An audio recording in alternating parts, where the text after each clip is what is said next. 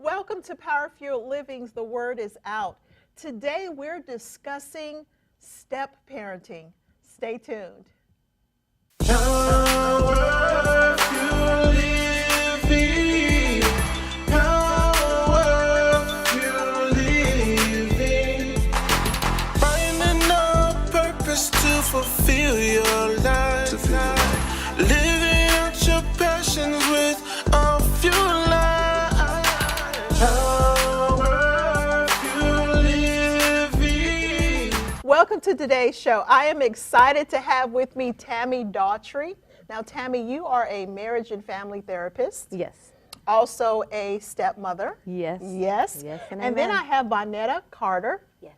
And you are a stepmother. Yes. You're also a minister. Yes. And Vonetta, are you an author? Not yet. Not I am yet? in the Okay, you were in the process of writing. Yes, Last ma'am. time we Yes. talked, you were in the process of writing your book. Well, I am so glad to have you guys here because I feel like you have great knowledge in this area. You always, I mean, of course, you have the experience. And I have the experience of being a stepchild. So we're going to have this discussion because, you know, we know that step parenting is growing. Right. We know that there are a lot of challenges that come with step parenting, and there's also a lot of challenges that the children deal with. Right. So Tammy, let's start with you. I want to talk about some of the challenges of step parenting and how we can overcome it, as well as some biblical wisdom from it Okay. or for it. Well, the interesting thing, Lisa, today is actually, in this current generation, the step family is the #1 family type in America. Wow. In 2015, it surpassed single parent or traditional family. So for some people, that's really great news because God redeems and gives people a second chance at love. Oh my gosh. You know, I married a widower who was a precious man of God, pastor for 25 years, lost his wife in a car accident. I did go through a divorce, but when we blended, it gave both of our families a chance to love again and a I chance love to that. have siblings love and to have a that. lot of fun. So blended families are not bad. You know, some people don't understand it, so they may dismiss the importance of it, but they are different. They're very different than traditional family, as we all know. So But I love how you said that God redeemed. yes, yes, and Because amen. for generations there was such a stigma on divorce Yeah, to where people were feeling guilty about remarrying. They were staying in very damaging marriages, yeah, trying not to divorce. right. So I love that redemption piece, how you described that. And I did not realize that it had grown to the point where now it is the norm and it has overwritten just that first family, that first parent. Right, and Yeah. and we work with Family Life Ministries. They actually have a national reach on step family, and you know we want to clarify that we certainly all believe in traditional marriage. Right, of Plan course. A for our children, for the next generation of families. We always want Plan A. Sometimes Plan A isn't possible. Either someone passes away, abandons their marriage, or is unfaithful. Can be emotional abuse, physical abuse. A lot of different reasons people divide. But so by cheering for step families, I always want to make sure people know I believe in traditional family. Yeah. That was the dream I had. That's what I have. That's the dream I have for my 4 children, and that they'll go on and have traditional, you know, lifelong marriages. But sometimes they're formed out of death or divorce. But the thing they all have in common is loss. So when you talk about the children, sometimes they're excited to have a new step parent, but sometimes that reminds them that their other one's not there. And so children carry a lot of loss when either a parent is not showing up, doing their part, a parent has passed away. So a lot of different situations happen for kids where they might be really happy that mom or dad is happy with their new partner, but then it reminds them that, oh, you know, I kind of miss our old family. So kids sometimes get confused on kids get confused on a lot of things just because they're kids. Right, and, you know, yeah. nothing, they don't do it on purpose, but I think one of the things that's important to think about when we're talking to the adults, to the parents and the family, is that the kids have what we call competing attachments where, and I was a stepchild too, so I can just talk from my story. You know, I had an awesome stepmom in my life. She was there from age 3 and up. And however, I always wondered what was the dynamic between her and my mom, you know, because at handoffs and ball games and dance recitals, they were both there. So I had 2 women that loved me, but they didn't necessarily like each other, right? Okay. So it was confusing to me because I was curious, well, I love my mom, she's awesome, and I love my dad, and he loves my stepmom, but sometimes there seems like there's some stuff in the air that I don't get and I don't understand, and so, you know, being a step-parent is tough. I look back now and I think, oh, I probably wore my stepmom out, right? I was 13, I remember telling her, oh, I don't live here, I don't have to dust. What do you mean, I don't have to do chores? I was a tough little kid.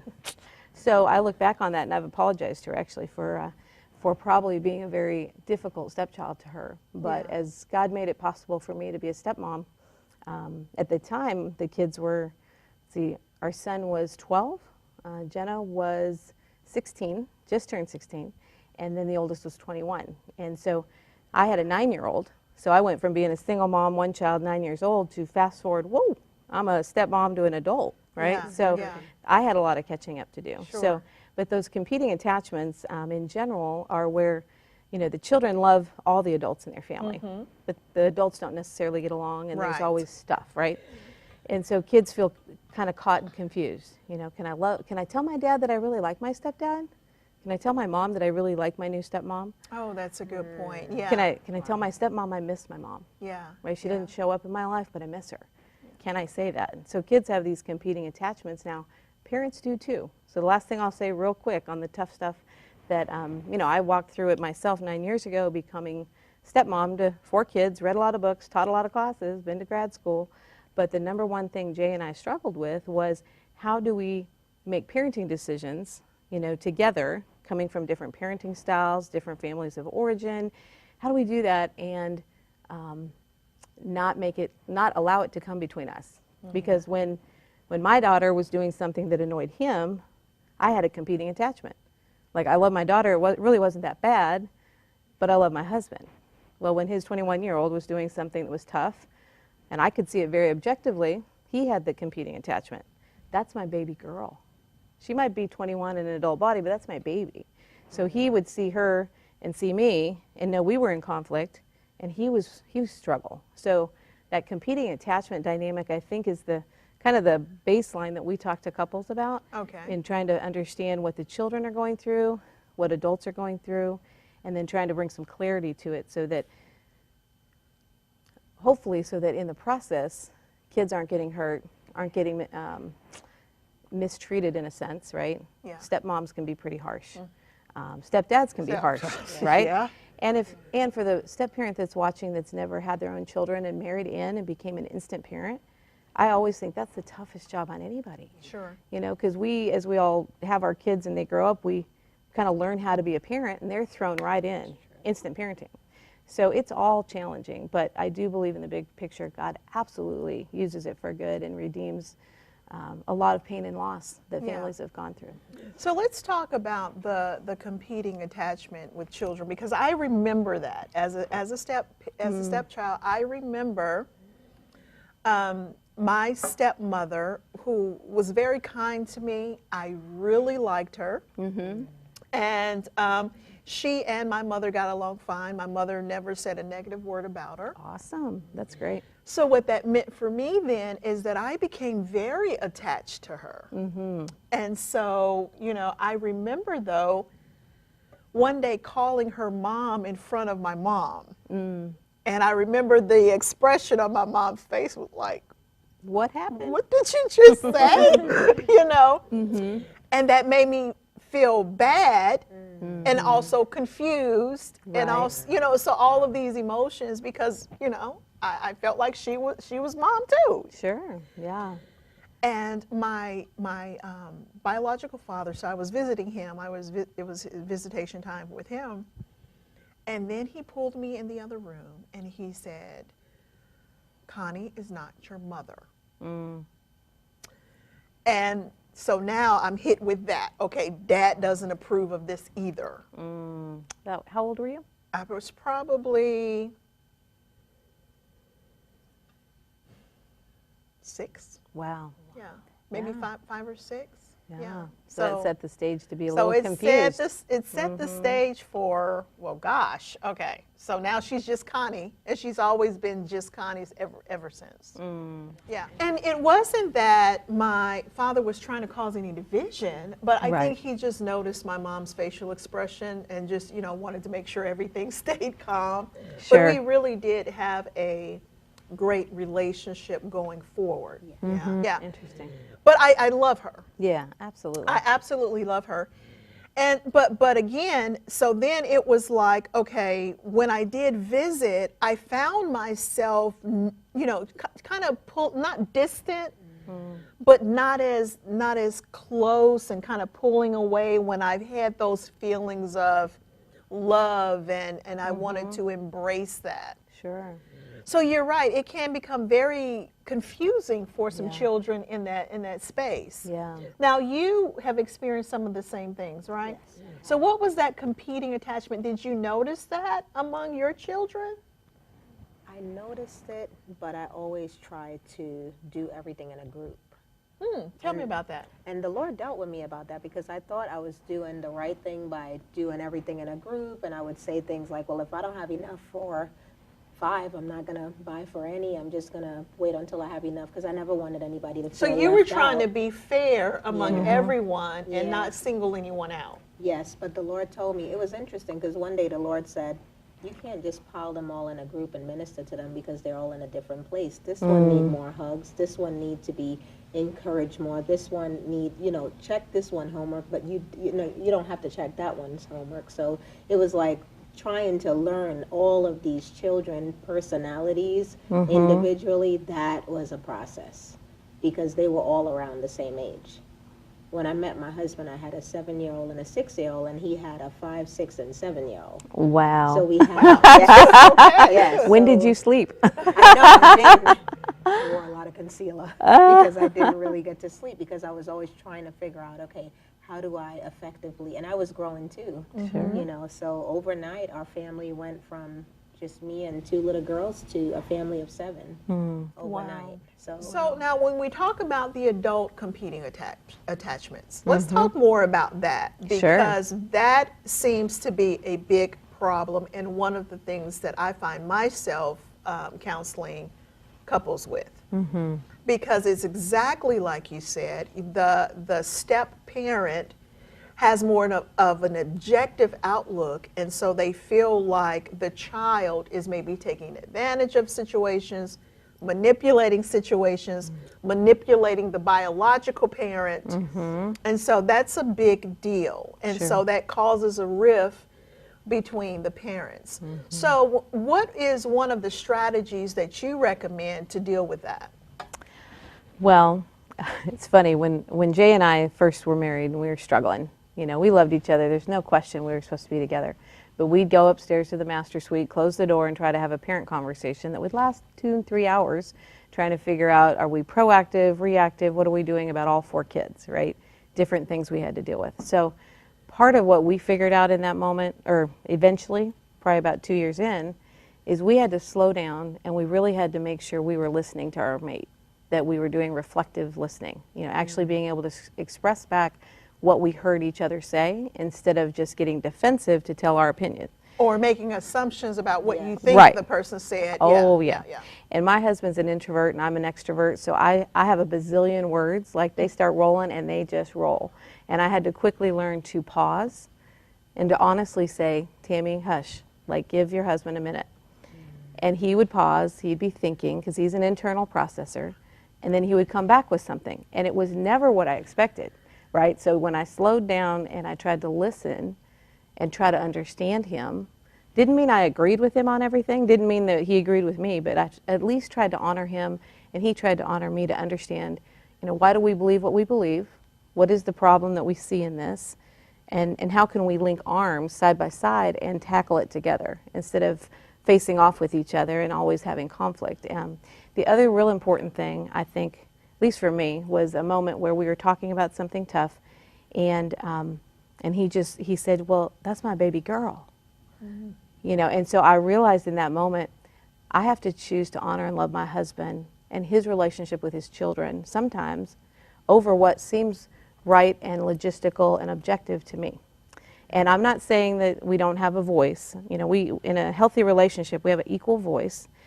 But there are moments where I recognize, and that was significant for me, that I had a choice. If I was going to push my agenda and push for a consequence or something with that daughter, I was really going to potentially harm my relationship with him. And so I paused, and I So where do you realized. find the balance with that, though? Because I can see how that could just go beyond boundary. Sure. Well, I guess for us, and you know, again, in my personal conversation, it's not necessarily my therapeutic lens, but personally, I knew that my husband was fully trustworthy. I knew that he had my back. There was nothing about any of this that was, you know, he was trying to dismiss my opinion. It's just he saw this situation very, very different, right? So his Wow. pattern of parenting was a little different than mine. And so we had to come together and figure that out. But the thing I respect about him, and I always was thankful, is that, you know, he was always very interested to know what I thought about my daughter.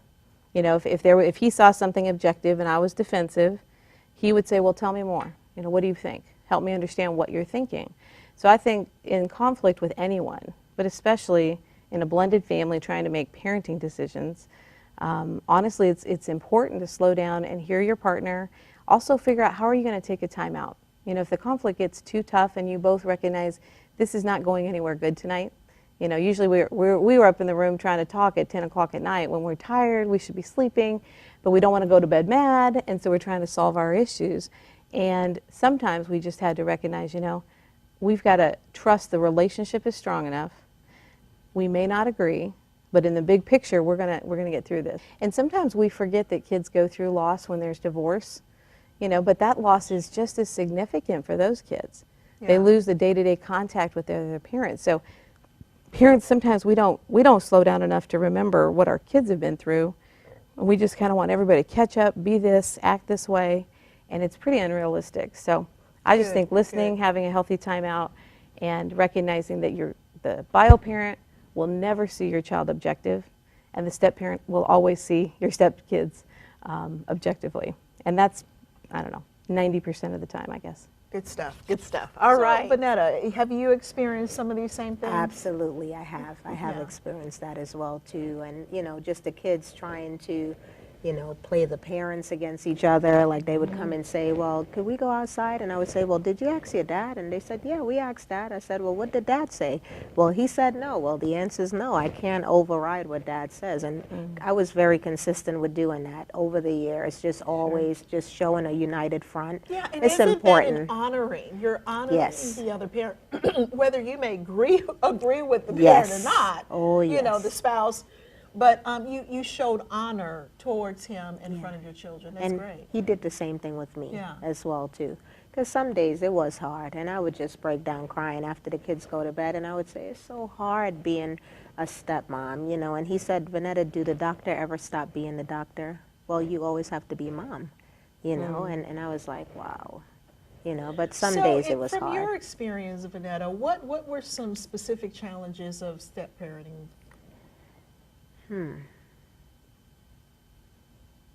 Just always being fair, always just being fair. And So that was very important to it was you. very important, not having my kids feel like, well, we're different than them, or you know, they're taking our mom. Like I would never sit and have a conversation about my stepchildren with my children, because that was not appropriate. Oh, that's a good point. So, I Oh my mean, I gosh, would it's a great never- point, Yeah, I would never do that. I would always just treat them all as my kids. yeah, yeah. Great stuff here. When you think about step parenting and children who feel like they can't really voice their opinion about the parent, what are some suggestions that you would give to that family? Well, I say all kids in any kind of family, single parent, traditional family, blended family, anything, all kids need other safe, healthy outside people to talk to. Just a couple. Like it could be a youth pastor, it could be an aunt or an uncle, but it's important for kids to have a voice to someone else that will listen and give them feedback, especially as they get into junior high and high school. research shows if there's one other healthy, stable adult in a child's life, in addition to their caregivers, that actually helps them develop. Because even kids in a traditional family, there's a lot of things they don't feel like they can talk to their parents about. But if they have a healthy, safe person, a mentor, a youth pastor, somebody like that, I would say that's always very helpful. And in extreme situations where maybe there's some behavior issues at school and you're starting to see a pattern where the child is suffering, getting them into counseling is a great thing. And I know it costs money and time and scheduling, but investing. There's so much, but there's so much available in the counseling field Yes. now, and Yes. even family coaching, relationship Yes. coaching. Yes, just So getting there's in. a lot of resources available now. Yeah. And I want to say really quick, Sure. since we're talking about step parents, I have always made it a point to honor, I mean, really intentionally honor my daughter's stepmother, because she came into her life when she was 5. And I think sometimes people think that moms and bio moms and stepmoms are just supposed to not like each other. And I like the fact that you said yours got along, right? Yeah. Doesn't seem to be the norm. And I can tell you from day one of knowing that Paula was going to be in her life, I said to my daughter, I'm so excited you're going to have another person to love you. She's going to, teach you things that are different than what you learned from me. And I made it always clear to my daughter that none of this is a competition, right? This is another woman that loves you. Now, when she was a teenager, she got a little smart with her on many occasions. And literally, I got a phone call one day from Paula, and she's like, I need your help. I said, what's going on? And she told me the situation. I said, put her on the phone. And she was 13, and I told Angela, if you do not honor your stepmother, do exactly what she's told you to do, you'll have a consequence with me this weekend. Wow. And that took, I mean, my daughter's a great girl, right? But she was 13. We've all been 13-year-old girls, right? Right. That was just a tough year for her. And she was Sure, pushing yeah, every boundary yeah, she could, and she was mistreating her, honestly. And apparently she tells me later that the moment that Paula said, well, I'm going to call your mother. If you don't knock this off and do what I said, I'm going to call your mom. Apparently my daughter said, go ahead, because I miss her. I want to talk to her. So I love her. She loves Jesus. She's a Yeah, good girl sure, now, yeah, but yeah. when she was 13, she was tough. Right. And in that moment, I knew, I didn't know that call was coming, right? But I knew I had to show my daughter that we were in an alliance together, that we Yes. are women that love her, and that we are adults, and she's got to learn how to respect adults. And I know that is very hard for adults. That is very hard for that situation. Mm-hmm. But you have to ask yourself, who's more important here?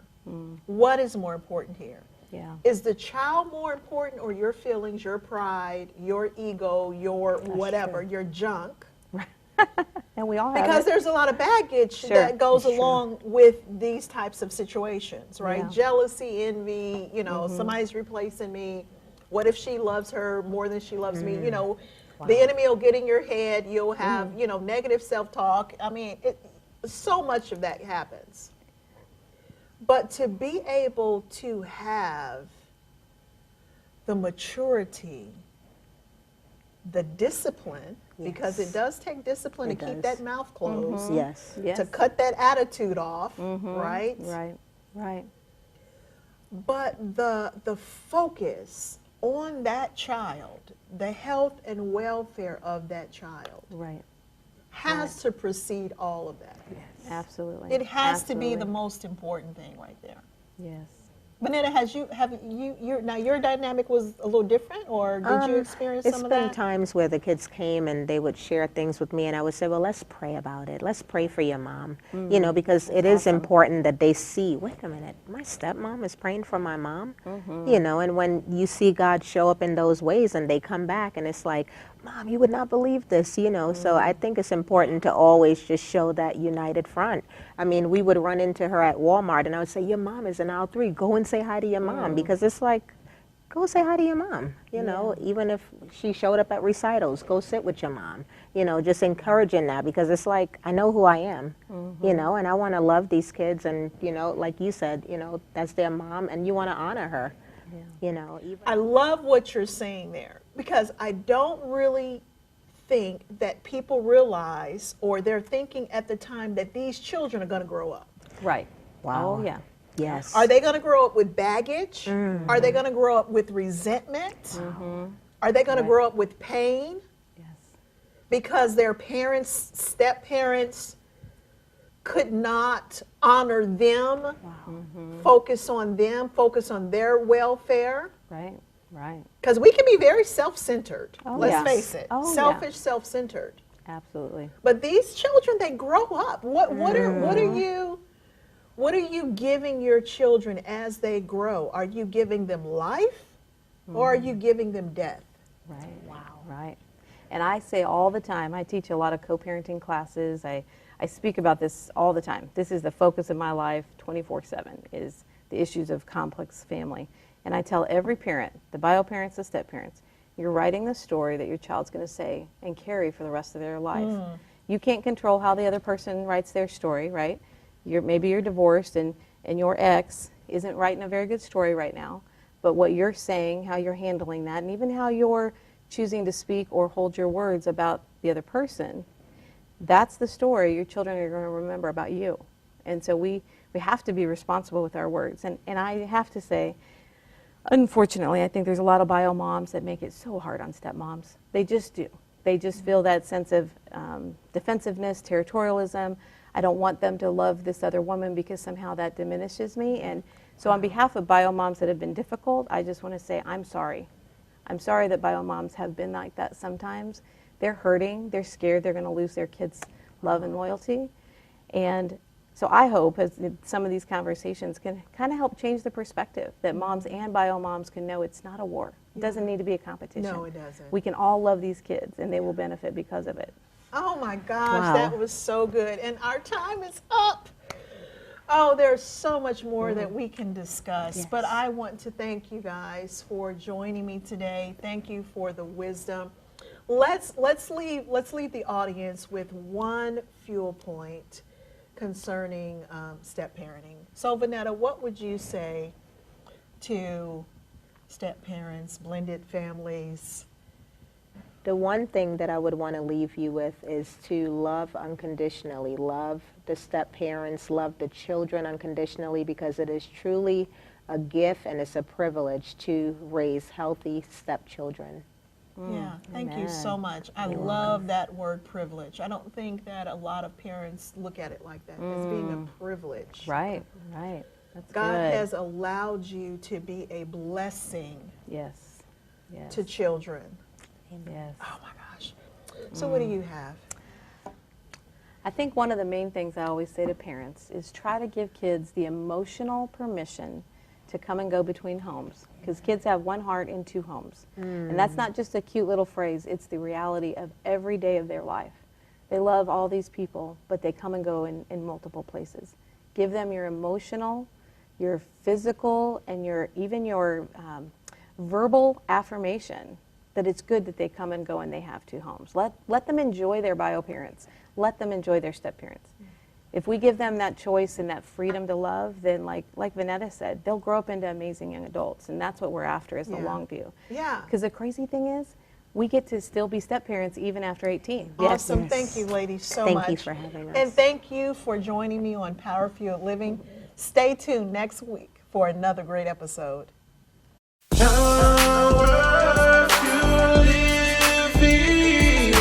Power Fueled Living.